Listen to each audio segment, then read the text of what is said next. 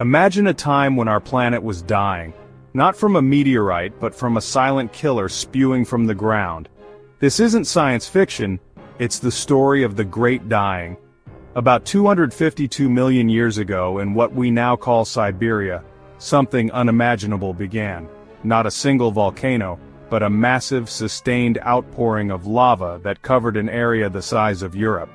These were the Siberian Traps, and they unleashed an extinction event so catastrophic, it makes the one that killed the dinosaurs look like a minor blip. Toxic gases, carbon dioxide, methane, sulfur, choked the atmosphere. Our world began to boil. Oceans turned acidic, and the very air became unbreathable for most living things. In the end, almost every marine species, 9 out of 10, was gone. On land, 70% of animals vanished. It was the ultimate reset button. The planet was a graveyard. But here's the twist you won't believe. While the world was in chaos, some life held on. In the shadows of this new, broken world, a small group of reptiles survived. They were called archosaurs, and they were the ancestors of today's crocodiles, plus the mighty pterosaurs and, of course, the dinosaurs. For millions of years they were just there, scrambling to survive in a world that was still recovering. Then about 200 million years ago, disaster struck again. The supercontinent Pangaea began to rip apart. And with that separation came more volcanic chaos, more toxic gases, more extinction.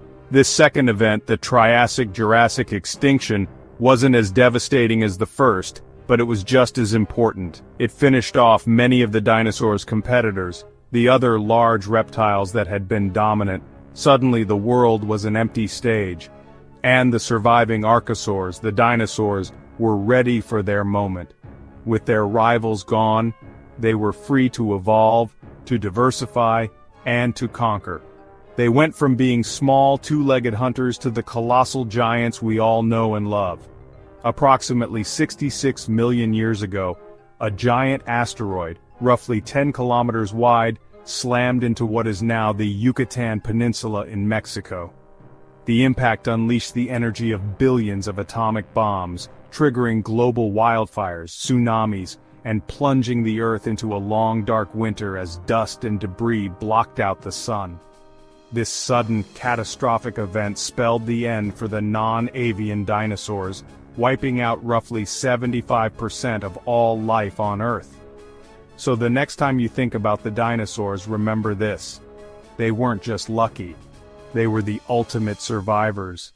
It was the planet's greatest catastrophe that gave them their chance to rise, dominate the Earth for 135 million years, and then, in a twist of cosmic fate, be ended by another, paving the way for the age of mammals, and ultimately, us.